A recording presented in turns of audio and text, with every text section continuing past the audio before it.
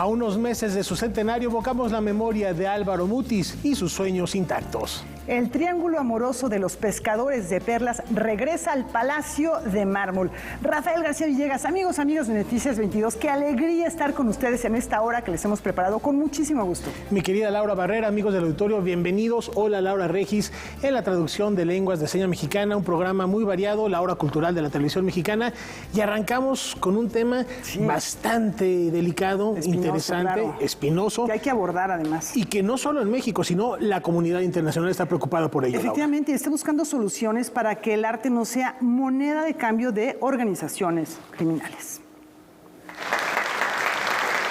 Esta mañana en el Museo Nacional de Antropología comenzaron las actividades de la Conferencia Regional sobre el uso de la lucha contra el lavado de activos y la financiación de terrorismo en la investigación de la criminalidad del arte y las antigüedades. Un encuentro entre países impulsado por la Secretaría de Hacienda y Crédito Público y la Secretaría de Cultura a través de la Unidad de Inteligencia Financiera. Para este proyecto que trabaja a nivel global en diferentes aspectos, como he dicho, de la financiación del terrorismo y el blanqueo de capitales, es muy importante el haber conseguido realizar una conferencia regional englobando todo el área de Latinoamérica, con todos los países presentes de GAFILAT. Estamos hablando aquí no solamente de un tema legal, sino de un tema de derechos humanos. La cultura se basa en los derechos culturales, en los derechos a la identidad, en los derechos que tienen aquellos pueblos y comunidades que históricamente han sido expoliados. Se conjuntan aquí 18 países y un amplio número de especialistas internacionales. El arte es una vía para el lavado de dinero y es a su vez un fenómeno mundial que se ha robustecido con el paso de los años. Encontrar soluciones y abrir el diálogo entre países es el objetivo de esta conferencia. No es algo que ha existido siempre, pero yo creo que últimamente se ha generado una concienciación por parte de las autoridades de que hay que luchar contra el crimen organizado a través de la lucha contra el lavado procedente del tráfico de bienes culturales.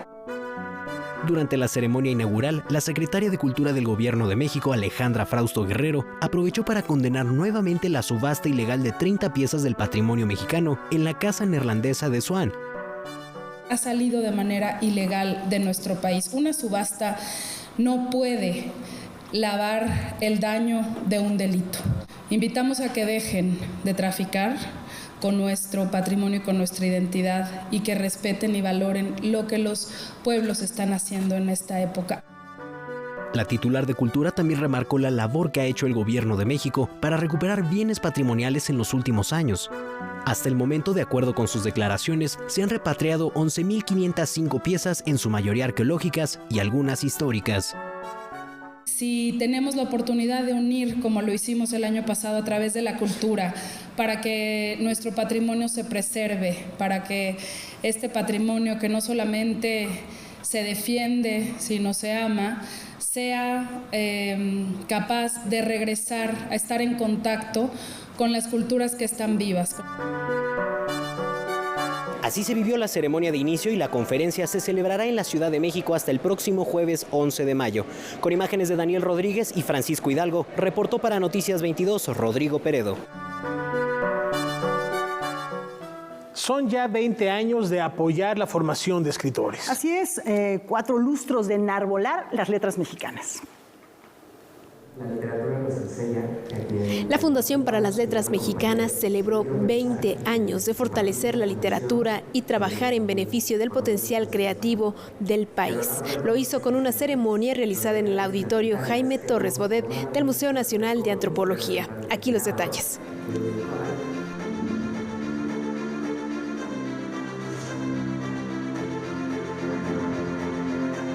En estos 20 años la Fundación se ha consolidado. Creo que es una institución ya significativa, indiscutible en el panorama de la cultura mexicana del siglo XXI. Esta dependencia fue creada para el fomento de la creación literaria y su principal programa se basa en becas para la formación integral de jóvenes de hasta 30 años de cualquier parte del país. La idea es que los beneficiados asuman su compromiso de convertirse en escritores profesionales a través de tutorías, seminarios, charlas y lecturas. Narrativa, poesía, ensayo y dramaturgia son los géneros que aquí se desarrollan. Se está creando lo que es la literatura mexicana del siglo XXI. Y es ese lugar que ocupa la Fundación para Letras Mexicanas, como la institución que está formando a las nuevas generaciones que van a dar ese lustre a la literatura mexicana del siglo XXI. En 20 años, este centro de pensamiento suma 334 becarias y becarios beneficiados mediante 483 apoyos otorgados en 20 generaciones. Además, impulsa el Premio Hispanoamericano de Poesía para la Infancia, cuenta con una enciclopedia de la literatura en México y promueve el trabajo de la Casa de Estudios 100 Años de Soledad, que se ha convertido en un espacio de divulgación literaria. Lo que aún está pendiente y que atañe no solo a la Fundación, sino en general, creo yo, al sistema de promoción cultural de México, es lograr que la obra que se está produciendo en la actualidad por estas nuevas generaciones llegue a los lectores. Las actividades conmemorativas continuarán durante todo el año. Ha sido posible construir la institución. Una institución que sin duda seguirá trabajando en la generación de audiencias, la divulgación creativa y el crecimiento del patrimonio literario mexicano. Hasta aquí la información. Nos vemos en la próxima. Cuerpo, género y gozo. El FICUNAM dedica su edición a la libertad sexual.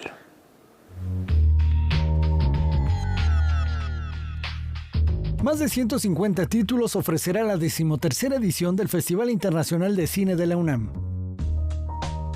FICUNAM sí tiene un perfil que apunta a la innovación y a la experimentación, pero al mismo tiempo queremos dar un panorama más o menos completo del cine de arte internacional que se está haciendo. Esta, en particular, es una edición atravesada por la problematización de las libertades de la identidad sexual, las formas de representación del cuerpo y del género, así como la complejidad de nuestra relación con la tierra y nuestro entorno social. ¿Por alguien de su mismo sexo? No. Dentro de la competencia internacional se encuentran 9 obras, entre ellas la película mexicana Heroico de David Sonana. ¿Ha tenido armas en sus manos? Es una película que va a dar mucho de qué hablar porque toca el tema de las dinámicas internas de los militares. El encuentro cinematográfico se inaugurará con la proyección del filme Orlando, mi biografía política, de Paul B. Preciado. Toda una autoridad en el campo de la teoría queer, que desde hace décadas ha venido desarrollando estas ideas que plasma esta vez en este documental autobiográfico. Ofrecerá retrospectivas dedicadas a los cineastas Albert Serra, Kinuyo Tanaka y Marguerite Duras. También habrá espacios para el intercambio de ideas a través de conferencias del Foro de la Crítica. Una con el colectivo Cine Mujer, este colectivo de feministas que empezaron a crear en los años 70 y que dejaron un legado muy importante. También vamos a tener una conferencia magistral o una conversación con Saudat Ismailova, que es una artista emergente, pero que está irrumpiendo con muchísima potencia ahorita en el cine, sobre todo en el cine instalación. Además habrá una mesa de reflexión y un acercamiento a las representaciones queer en el cine. Vamos a tener en el ámbito también de punto de vista una mesa de reflexión también con el colectivo Cine Mujer. Esta será transmitida aquí en Canal 22 con varias de las participantes del cine colectivo y van a ser moderadas por Mariano Ovaro. Para los profesionales habrá un taller enfocado en la distribución. Y lo que más nos emociona de este año, la verdad, es nuestra alianza con el Festival de Locarno y el taller que ellos dan, el Industry Academy, que es para profesionalizar la distribución, la programación. Este encuentro cinematográfico se llevará a cabo del 1 al 11 de junio en distintos espacios de la UNAM y contará con una programación en streaming a través de la aplicación Movie. Noticias 22, Óscar Cortés.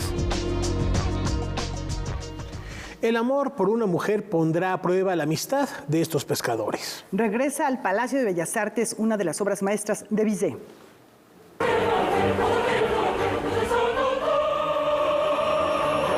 Han pasado más de 2 décadas desde la última vez que se presentó en el Palacio de Bellas Artes la ópera Los Pescadores de Perlas de Georges Bizet.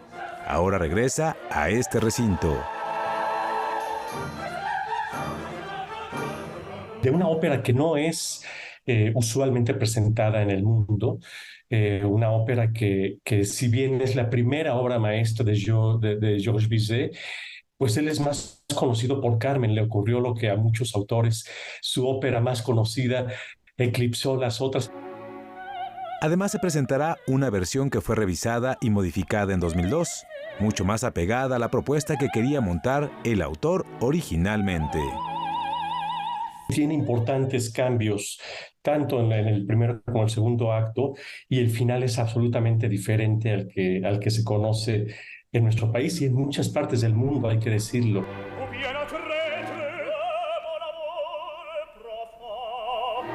La ópera ocurre en un pueblo de pescadores de perlas, donde 2 amigos, enamorados de la misma mujer, se reúnen y se prometen renunciar a su amor para que no nuble su amistad. Sin embargo, muy pronto el destino pondrá a prueba esos votos.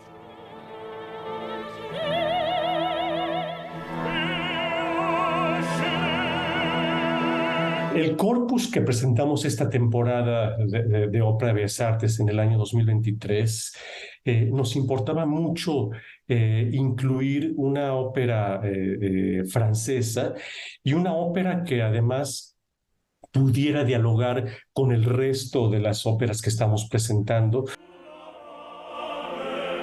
Los Pescadores de Perlas tendrá 4 funciones, el 25, 28 y 30 de mayo, y una más el 1 de junio, todas en la sala principal del Palacio de Bellas Artes. Noticias 22, Julio López. Bueno, fascinante. Sí, el dueto del barítono y el tenor es memorable. La magia que hizo Bizet con Carmen después fue que todas las arias quedan en el imaginario. Esta es una ópera hermosa que vale la pena visitar y les recomiendo de manera particular, se van a acordar cuando vayan a Bellas Artes, ese dueto en particular. Ay, pues una buena recomendación, no hay que perderse, no se presenta con frecuencia, justamente por lo que ya escuchábamos, no es la más popular de Georges Bizet, pero bueno, pues eso no significa que no valga la pena poder estar ahí en Bellas Artes. Y bien, pues ahora vamos a conocer a la ganadora de la máxima presea que concede el Seminario de Cultura Mexicana. El reporte es de Rodrigo Peredo. Adelante. Por su labor en la enseñanza de la filosofía griega y sus aportes en la ética, el humanismo y la bioética, la doctora Juliana González ha recibido la medalla José Vasconcelos, máxima distinción que otorga el Seminario de Cultura Mexicana. Tengo realmente una vocación educativa. Es decir, para mí es muy importante dialogar con la gente joven, dialogar con los que están empezando, con quienes están naciendo a la vida del pensamiento, de la cultura en general.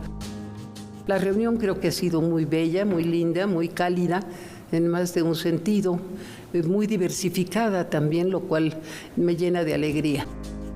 Juliana González siente un reconocimiento especial al recibir una medalla tan significativa para quienes difunden y forman parte de la cultura, pero también porque esta lleva el nombre del político, escritor y filósofo José Vasconcelos. Tuvo una capacidad de relacionarse con las ciencias, con los artes, las artes en general. Es un hombre de una capacidad de expansión espiritual, cultural, verdaderamente impresionante. Y claro, esto le dio también pues una capacidad de entrar a la comprensión de la cultura de nuestro tiempo, en general, de la política, de todo. Es un hombre de una pluralidad verdaderamente impresionante. La doctora González ha publicado 160 artículos especializados, 23 libros, 7 como autora única y 16 como coordinadora o coautora. Se ha desempeñado como directora de la Facultad de Filosofía y Letras de la UNAM, pero también como miembro de la Junta de Gobierno del Colegio de México. A su palmarés se suma la medalla José Vasconcelos, pero antes también se le ha reconocido con el Premio Nacional de Ciencias y Artes en el área de Filosofía y el doctorado honoris causa de la UNAM. Fui muy apegada a las preocupaciones que había en mi Facultad de Filosofía y Letras, ¿no? Que eran preocupaciones de nuestro tiempo en realidad. Entonces esta dedicación a la filosofía, pues para mí ha sido fundamental en toda mi vida. A decir de la doctora González, la vida misma del ser humano es el gran reto de la bioética y la filosofía, sobre todo ante tiempos tan aciagos como los que se viven en el mundo. El estado contemporáneo de la sociedad, de la vida, del proyecto vital de todos y cada uno, pues es tremendo, y mucho más para la gente más joven. Mientras más joven, pues está la perplejidad de ¿hay bien, hay mal? ¿Vamos al futuro o al pasado? ¿Qué es lo que viene? O sea, la vivencia misma del proceso temporal, vital, de pasado, presente, futuro, es uno de los problemas, de las incógnitas más grandes que creo que tenemos todos, no solo los viejos, los tienen las gentes jóvenes sobre todo. La medalla José Vasconcelos se entregó en el patio del Seminario de Cultura Mexicana en presencia de familiares, amigos y colegas y en manos del arquitecto Felipe Leal. Con imágenes de Daniel Rodríguez y Francisco Hidalgo, reportó para Noticias 22 Rodrigo Peredo. Al regresar hablaremos de una gran estrella del cine de oro, Rafa. No se separen de sus pantallas, volvemos a Noticias 22.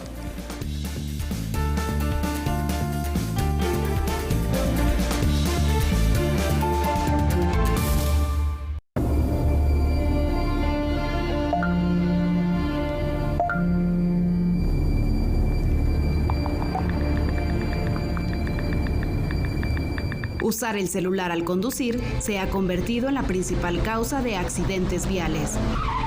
Los mensajes que debes leer cuando manejas no están en tu celular. Maneja con precaución. Secretaría de Infraestructura, Comunicaciones y Transportes. La violencia política contra las mujeres en razón de género es un delito. No solo nos arranca el derecho a votar, a postularnos por un cargo o a ejercerlo. Nos quita la voz y limita nuestra participación en la toma de decisiones. Por eso, el INE y la FICEL investigan a quienes ejercen este tipo de violencia y protegen los derechos políticos y electorales de las mujeres. Si necesitas denunciar violencia política contra las mujeres en razón de género, ingresa a fedenet.org.mx. Mi INE es valioso porque garantiza mis derechos y nos une. Canal 22 presenta los mejores cortos pertenecientes a la 17ª edición del Festival Internacional de Cortometrajes de México. Escopeta. No, sí, cómo no. Concéntrese. Pero concéntrate, chingao. Así. Courage.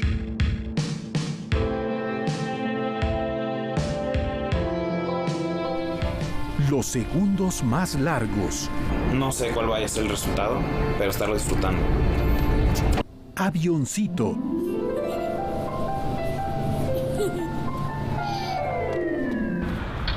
En el fin del mundo. Epa, não há nada para dizer mais. Só coisa maus. Aqui é ruína que está. É drogas e quê? Ruína são escombros. Shorts México, programa 34. Estreno, martes, 22:30 horas.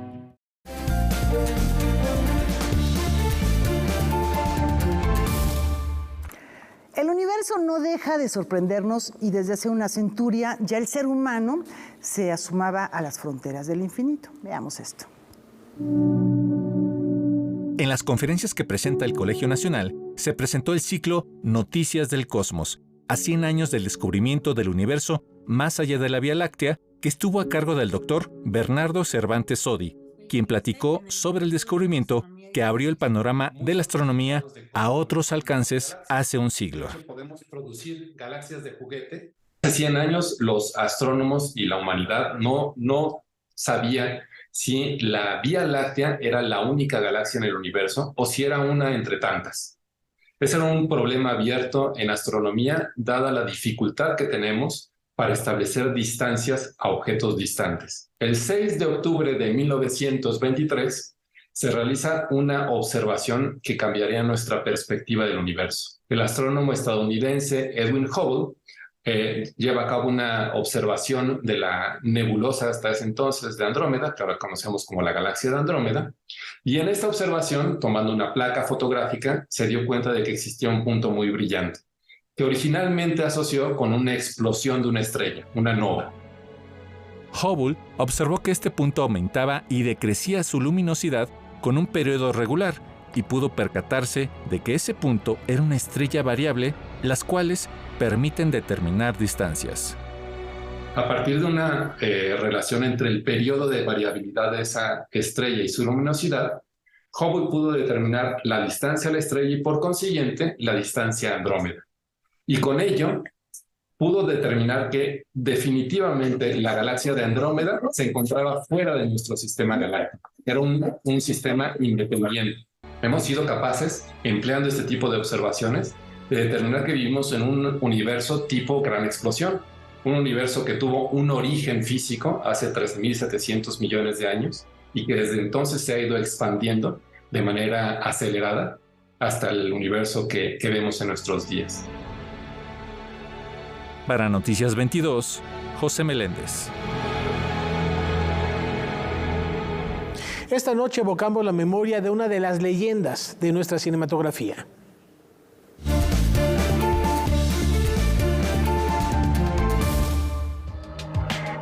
Cuenta la leyenda que el actor Pedro Armendáriz fue descubierto mientras recitaba un monólogo de Hamlet a un turista norteamericano. Es incierto si la historia es real. Lo que sí sabemos es que el 9 de mayo de 1912 nació uno de los actores más reconocidos del cine nacional. De la mano de Emilio el Indio Fernández, alcanzó el pináculo de su carrera en México, dando vida a hombres rudos de fuertes convicciones en películas como Soy puro mexicano, Flor silvestre, María Candelaria, Bugambilia, Enamorada, La Perla y Maclovia, alternando con Dolores del Río y María Félix. Alrededor de su muerte gira otra leyenda del cine. La película El Conquistador, dirigida por Dick Powell, se filmó cerca de un campo militar y se cree que muchos de los que participaron en el rodaje desarrollaron diferentes tipos de cáncer por estar expuestos a polvo radiactivo. Armendáriz contrajo cáncer de estómago y ante el oscuro final que le esperaba, decidió quitarse la vida. Noticias 22, Julio López. ¿Tienen derecho a pensar libremente o no son hombres libres? Bueno, pues inolvidable figura. Científicos debaten sobre la terminología, clasificación y el estudio del autismo. Entre los investigadores del autismo ha estallado un debate de difícil solución en torno al lenguaje y la terminología que se utiliza para nombrar las características de esta condición. En los meses recientes, se han publicado artículos científicos que denuncian el lenguaje discapacitante de varios investigadores, pues ven a la gente con autismo de una manera deshumanizada, cosificada y estigmatizada.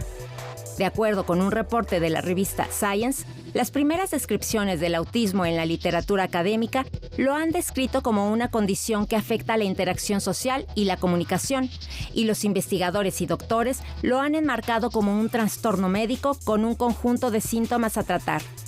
En la historia, a los niños autistas se les ha recluido en asilos u hospitales, sometiéndolos a tratamientos que involucraban castigo físico, restricciones alimenticias y descargas eléctricas.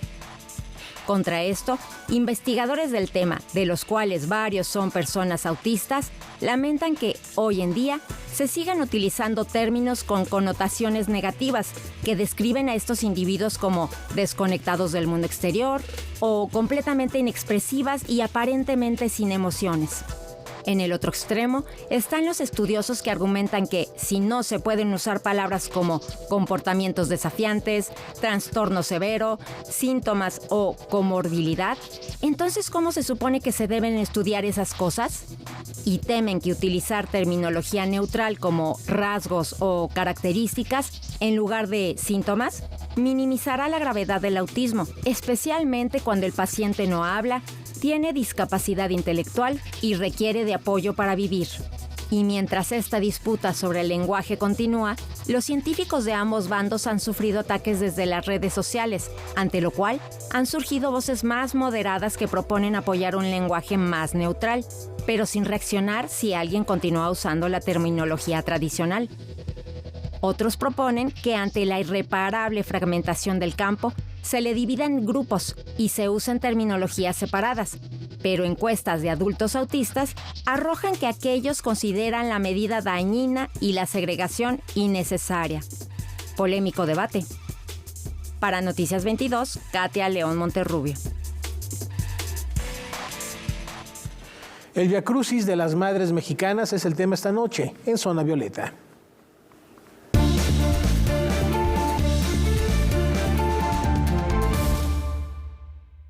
Muy buenas noches. A propósito de la celebración, ¿cuál es el panorama de las madres mexicanas?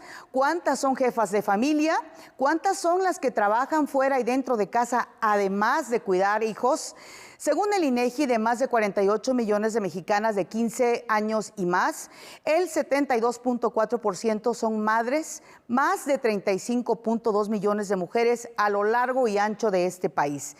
Más de 15.700.000 son madres trabajadoras, cifra que ha ido subiendo desde el 2008, un aumento del 25% en los últimos 15 años. Actualmente, más de 8.2 millones de hogares son liderados por mujeres solteras, pero además, el 45.9% de estas madres solteras viven en situación de pobreza. De acuerdo con especialistas, esta doble y hasta triple jornada para cada una de ellas se traduce en cansancio extremo o en afectaciones a la salud física y mental. Todo un mito el que existen madres aguanta todo. El cóctel resulta explosivo. Crianza de hijos, responsabilidad económica y además el trabajo doméstico. No cuesta mucho pensar lo que esto significa para millones de mexicanas. Y por si fuera poco, el agobio permanente, el sentimiento de culpa por tener que dejar a los hijos para ir a trabajar. Así la realidad. Es por ello que son muchas las voces que piden haya corresponsabilidad, tanto en el hogar como en los empleadores y el gobierno, para que las madres puedan continuar con sus empleos. ¿Existe actualmente ese apoyo? Lejos de figuras románticas, un estudio del Fondo de Población de las Naciones Unidas dice que es necesario empoderar a la mujer para que tome decisiones sobre su cuerpo y vida para permitirle su desarrollo y prosperidad. Las mujeres deben, dice la ONU, poder elegir si desean tener hijos o no, y si fuera el caso, cuántos y en qué momento de la vida. Necesario proteger su derecho a la salud sexual y reproductivo. Y la pregunta que nos hacemos es, ¿y qué se está haciendo en México al respecto? Muy buenas noches. Bueno, pues muchísimas gracias a Pati Betaza por esta colaboración y una recomendación que no hay que perderse. Esta noche en Debate 22, la investigadora y curadora del Museo Universitario Arte Contemporáneo, Virginia Arroyo, acompaña a Gaby Tlaseca para hablar de la muestra Juegos de Niñez de Francis Alice. No se pierdan esta charla tan interesante al término de Noticias 22. Rafa, yo creo que se va a poner bueno. Y que sea un pretexto para darse una vuelta al MAC y al Centro Cultural Universitario, no solo para conocer esta exposición, sino toda la oferta que tienen ahí. Con esta recomendación nos vamos a una brevísima pausa.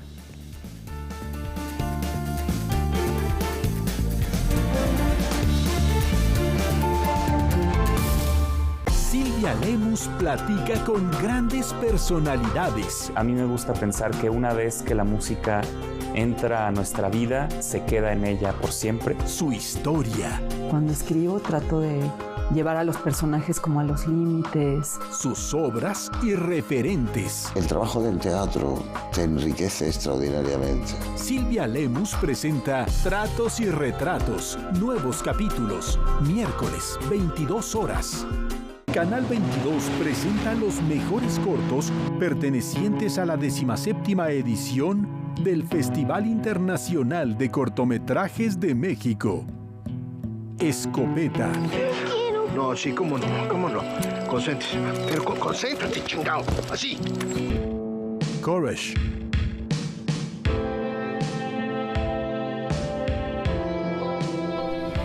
Los segundos más largos. No sé cuál vaya a ser el resultado, pero estarlo disfrutando. Avioncito.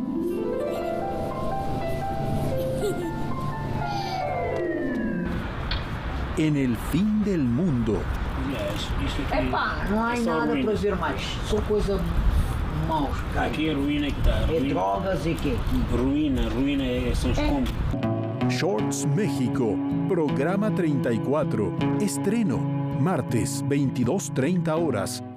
En MX Nuestro Cine están los más variados filmes y ciclos que permiten conocer todas las distintas tendencias y géneros de la cinematografía mexicana.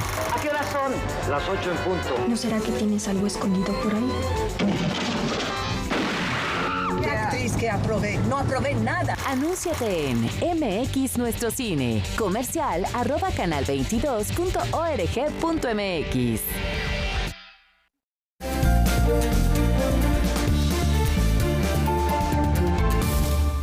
Tratemos de descifrar algunas claves del pasado ibérico para comprender el cauce de la hegemonía española de hace 5 siglos. ¿Cómo fue que a finales del siglo XVI la monarquía hispánica llegó a convertirse en el primer imperio global de la historia?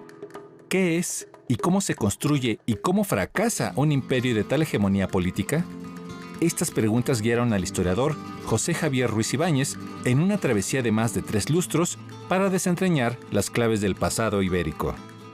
El resultado de este esfuerzo es Hispanofilia, los tiempos de la hegemonía española, obra de 2 volúmenes, aclamada en el viejo continente y que recientemente ha llegado a México de la mano del Fondo de Cultura Económica.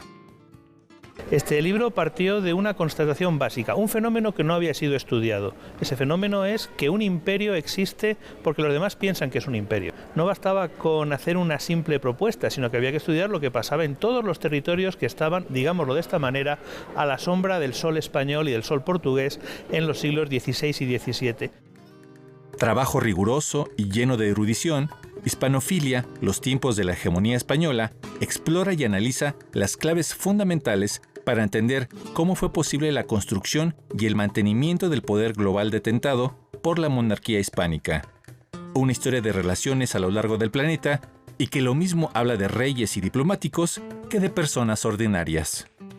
Hispanofilia se construye sobre miles de testimonios, miles de personas que en el siglo XVI nos dijeron por qué se aliaban con el rey de España. Esos testimonios nos demuestran que esa posibilidad de expansión real o ficticia de la monarquía no se basa solo en los príncipes, en los reyes, se basa en personas muy ordinarias. Los 2 volúmenes que componen Hispanofilia, los tiempos de la hegemonía española, ya están disponibles en librerías.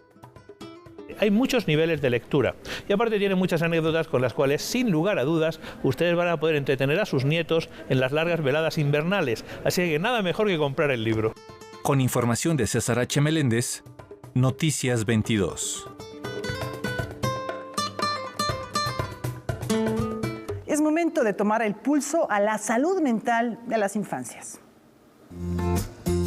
Citlali del Rocío Gallardo se pregunta qué pasa por la mente de niñas y niños tabasqueños. En su más reciente proyecto, la antología Mentes Resplandecientes, la diseñadora gráfica plasma en ilustraciones diversos relatos enfocados en la salud mental y emocional de las infancias tabasqueñas. Básicamente de ahí sale como del querer saber, conocer a nuestro estado a través de las mentes de los niños. La antología, apoyada por el Estímulo a la Creación y Desarrollo Artístico de Tabasco, contiene 17 historias, resultado de 52 entrevistas que realizó la artista a niñas y niños de entre 5 y 12 años de las comunidades del estado. Se les preguntó cómo sentían ellos el amor, cómo lo percibían, cuál era su manera de manejar sus emociones. A la conclusión que llegué es que los niños necesitan que alguien se siente con ellos a dibujar, a platicar con ellos, a saber cómo está la cosa. Las historias gráficas se reúnen en un fanzine que hasta ahora consta de 30 ejemplares y se imprime en la técnica de risografía, que remonta a las texturas que utilizan los niños cuando pintan con crayolas o gises. La verdad es que estoy buscando en este momento plataforma, sobre todo en librerías y en espacios donde pueda pues todo el país adquirir una de estas piezas. Para conocer la publicación se puede contactar al artista a través de sus redes sociales. Noticias 22, Karen Rivera. Contradicción, sátira y fragmentación es el que alimenta el miedo del miedo en esta singular muestra multidisciplinaria. Por primera vez en nuestro país, la artista noruega Frida Orupavo presenta su trabajo en una exposición individual, el cual consiste en escultura, tapiz y collage, y a través de los cuales reflexiona en torno a la identidad, la negritud y la concepción del cuerpo. Que son collages a escala humana, casi siempre, de imágenes que ella saca de varios archivos, en su mayoría de internet. Imágenes en blanco y negro que recorta y luego como que vuelve a pegar en estos personajes que ella configura a escala humana. La formación de Frida Orupavo es como socióloga. Su origen racial la distinguió de la sociedad en la que, sin embargo, nació y ha vivido toda su vida. En ese contexto, Orupavo se dedicó a crear estas imágenes que exploran la identidad. Frida es noruega, vive en Oslo y creció toda su vida en Noruega, pues su padre es nigeriano. Y esto la llevó a querer buscar o a encontrar como una falta de imágenes, ¿no? Un déficit de imágenes que representaban, pues sí, gente como suyo, ¿no? O sea, estas identidades que estaban como de cierta forma, pues sí, no en el ojo público. Y ella marca es un poco como el origen, pero mucho antes de que empiece a ser artista, ¿no? Las obras de la artista han surgido fuera de los circuitos del arte. Orupavo publicaba sus piezas en Instagram y fue así como el artista estadounidense Arthur Jaffa la descubrió y contribuyó a colocarla en el horizonte del arte contemporáneo. Sus piezas parecen mirar al espectador. La mirada es otra de las capas de lectura que ofrece su obra. No solo de la mirada del espectador, ¿no? Como quien se pone enfrente de la obra y la mira, sino también como del fotógrafo original. O sea, como que hay un gesto en Frida Orupavo de varias de estas fotos tenían una mirada occidental, ¿no? O blanca, que era la que miraba el cuerpo, ¿no? Que se retrataba.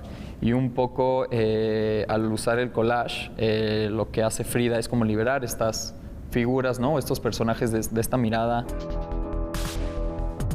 La exposición Fear of Fear de Frida Orupavo se presenta en la Galería Nordenhake hasta el 17 de junio.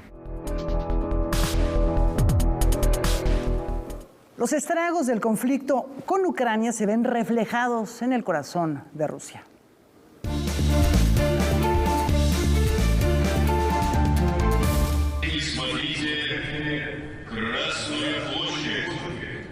En medio de críticas internacionales celebran el Día de la Victoria de Rusia. En varias regiones cercanas a la frontera con Ucrania han reducido los preparativos debido a preocupaciones de seguridad y falta de equipo militar para exhibir. El presidente ruso Vladimir Putin afirmó que las élites globalistas occidentales todavía hablan de su excepcionalismo, enfrentando a las personas entre sí y dividiendo a la sociedad, provocando conflictos sangrientos y golpes de Estado, sembrando odio, rusofobia y nacionalismo agresivo. El desfile es una exhibición de patriotismo que marca el papel de la Unión Soviética en la derrota de la Alemania nazi en la Segunda Guerra Mundial. Fue el 8 de mayo de 1945 que Alemania firmó su acta de rendición en Berlín. Noticias 22, Julio López.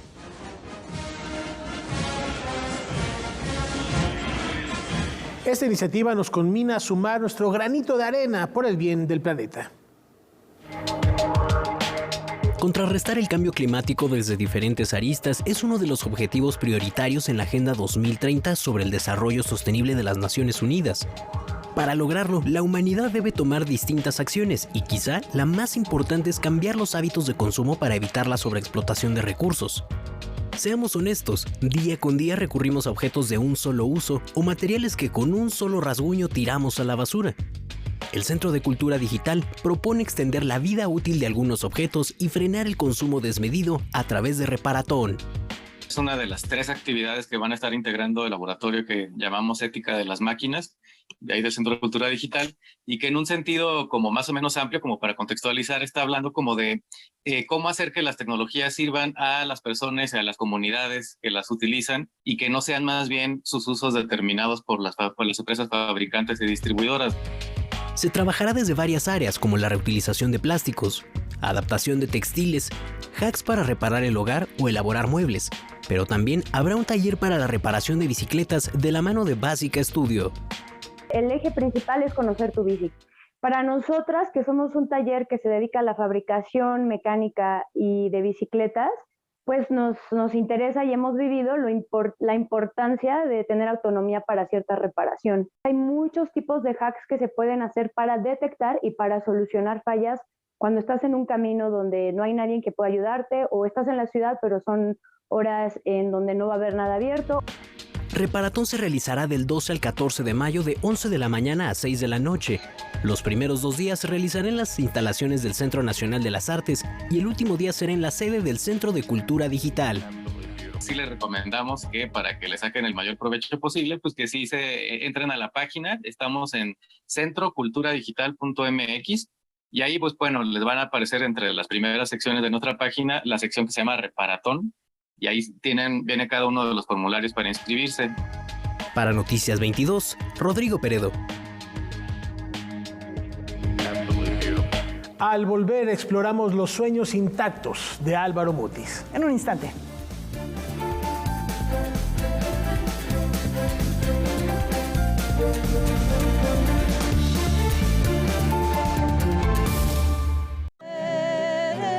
Encontronazos, despedidas, bienvenidas, nuevas formaciones. Mocedades es un grupo con mucha historia. Los 9 hermanos son músicos. Era un grupo bondadoso. El sello de Juan Carlos Calderón en Mocedades ha sido fundamental. Lazos de sangre. Mocedades. Programación especial del Día de las Madres. Especiales. Miércoles, 19 horas. MX Nuestro Cine, la cinematografía mexicana de todos los tiempos. Por el triunfo de nuestra causa. La causa es lo que importa. Sintonízalo a través de TV Abierta, 22.2, Megacable, Sky, Dish, Easy, Total Play. ¡Claro! Como que eso es música. Por MX Nuestro Cine. Silvia Lemus platica con grandes personalidades. A mí me gusta pensar que una vez que la música entra a nuestra vida, se queda en ella por siempre. Su historia. Cuando escribo trato de llevar a los personajes como a los límites. Sus obras y referentes. El trabajo del teatro te enriquece extraordinariamente. Silvia Lemus presenta Tratos y Retratos. Nuevos capítulos. Miércoles, 22 horas. ¿Se han percatado de la enorme capacidad de los niños para jugar en cualquier circunstancia, coyuntura o realidad?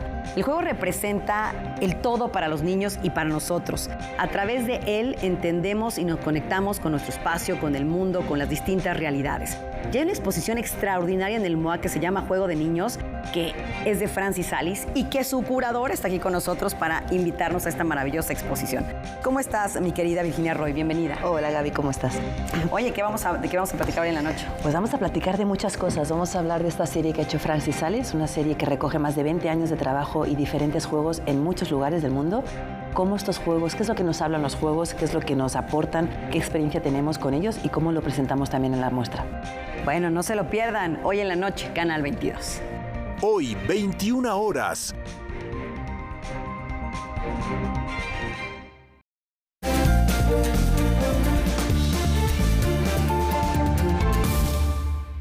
Aquí un pretexto para invocar el poder Super Saiyajin.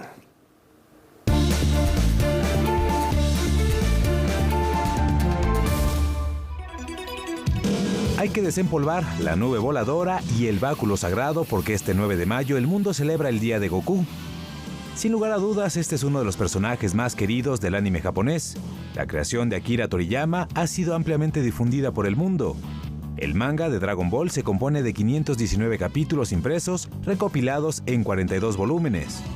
Las aventuras de Goku han sido adaptadas al anime en distintas ocasiones y en distintos formatos, comenzando con la serie original Dragon Ball, estrenada en 1986, hasta Dragon Ball Super, lanzada en 2018.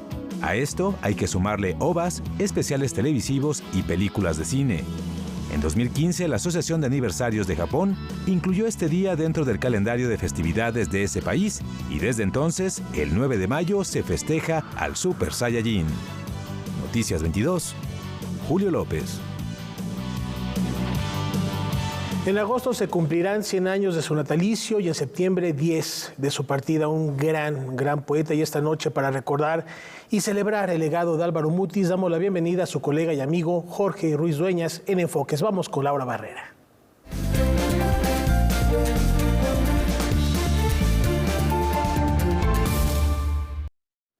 La aventura, el azar, el naufragio, la memoria y la intensidad del instante son atributos de Macrol, el gaviero, personaje emblema de Álvaro Mutis, que, como ya decía Rafa, de este año se cumplen 100 de su nacimiento, 10 de su fallecimiento.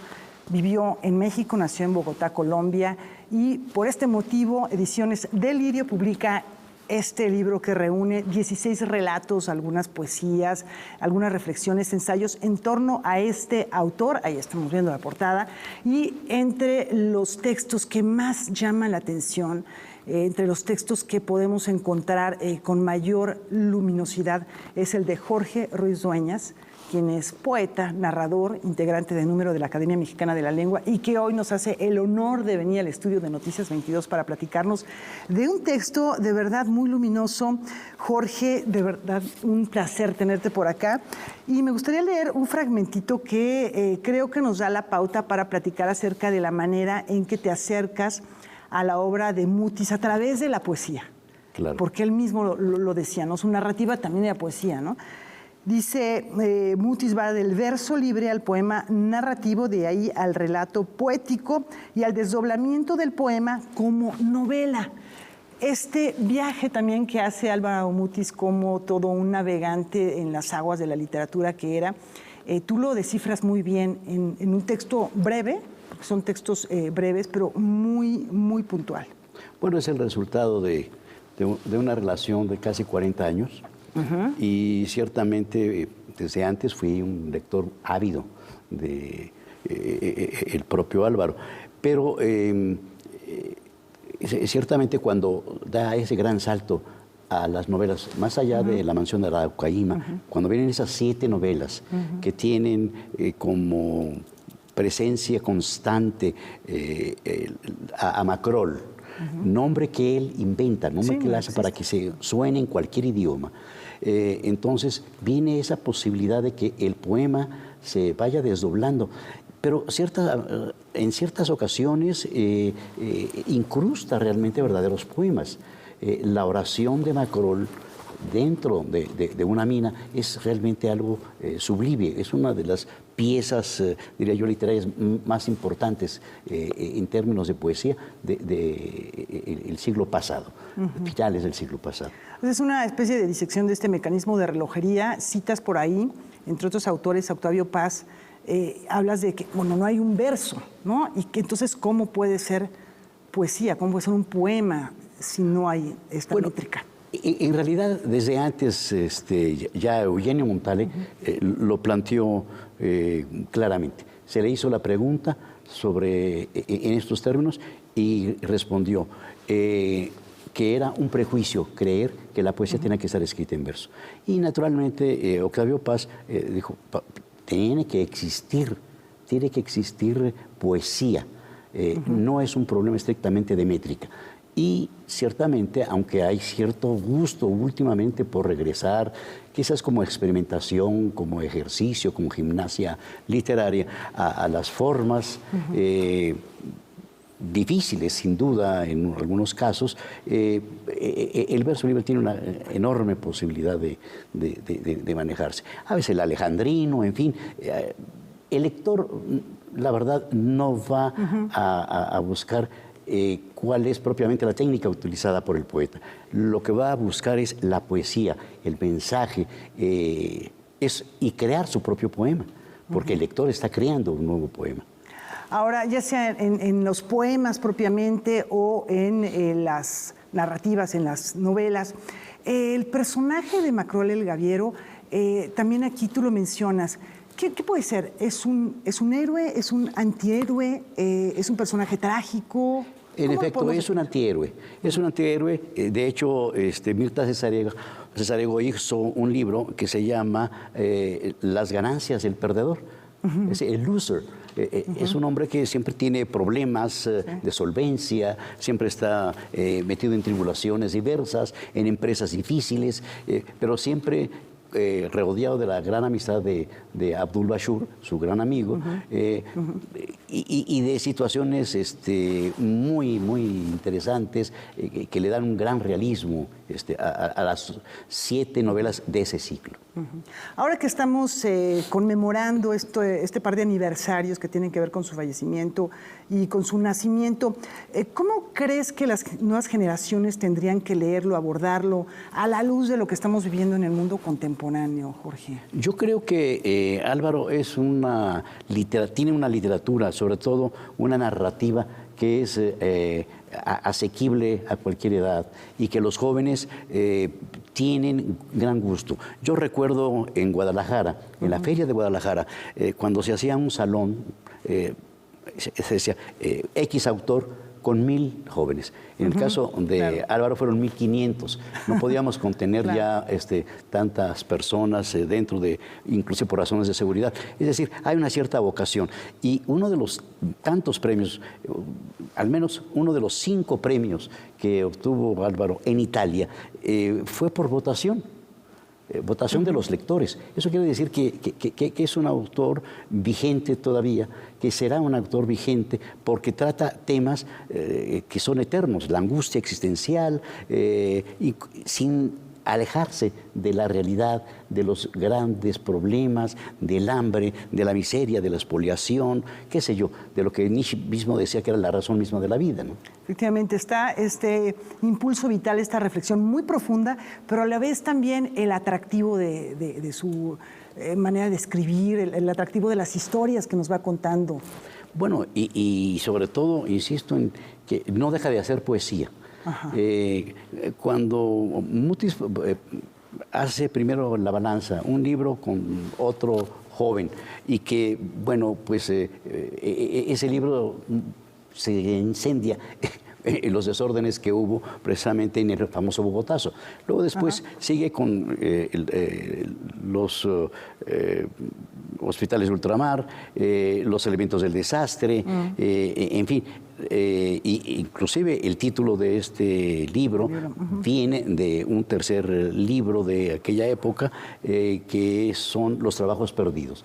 ¿Qué es lo que hace Mutis?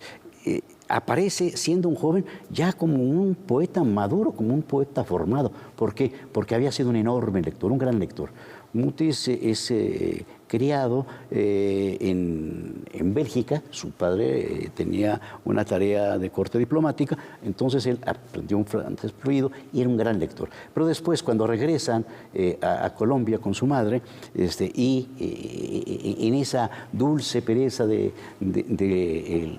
lo verde, de la feracidad, de los ríos, de la zona donde estaba, en Coello, donde su madre tenía una finca. Bueno, él se dedica a leer, y sus problemas en la escuela eran precisamente porque a él solamente le interesaba leer. Y el billar, por cierto. Claro. Era un gran jugador de billar. Pero lo que quiero decir es que él tenía una formación muy grande en historia, en literatura, de suerte que toda posibilidad de problema que se plantease en una narrativa, él la podía resolver. Y aquí hablas del don de lenguas, del cosmopolitismo, en fin. Es un texto de verdad muy recomendable. Hay 16 personas que participan de muy alto nivel, así que bueno, pues yo creo que es un libro que indudablemente hay que sumergirnos en él este año. Seguramente habrá otras publicaciones. Tengamos presente la obra de Álvaro Mutis. Jorge Ruiz Dueñas, qué placer tenerte por acá, qué gusto. Muchas gracias. Tenerte aquí. Bueno, cierro esta entrevista con 3 preguntas, digamos un poquito sorpresa, de respuesta inmediata, inspiradas un poquito en el cuestionario Proust, que te pido me respondas. Vengan de ahí. A ver, la primera de ellas sería algo a lo que le temas, Jorge. Le temo al olvido. Si tuvieras una máquina del tiempo, ¿preferirías viajar hacia el pasado o hacia el futuro? Hacia el pasado. Y una cualidad que valores mucho en un ser humano, en una persona. Sin duda, la lealtad. la lealtad. ¿Qué te parece, Rafa? Fascinante, y escuchando al maestro Jorge me viene a la mente una frase que le atribuye a otro gran poeta: la poesía es de quien la necesita, no de quien la escribe. Entonces ahí está el recuerdo de Álvaro Mutis. Yo otro recuerdo a León Felipe, otro poeta sin tiempo, español. Dicen que de la generación del 27, pero es de verdad atemporal, hay que leerlo. Y hay que leer esta historia que nos cuenta en este libro recién publicado el maestro Jorge Ruiz Dueñas, publicado por la UAM, donde nos adentramos al fascinante mundo de este hombre de El violín roto, esta publicación fundamental de León Felipe. Muchas gracias, maestro, por estar con nosotros. Gracias por compartirnos los sueños de Mutis. Y nosotros nos despedimos esta noche celebrando los 74 años del hombre del piano, Billy Joel. Muchas gracias.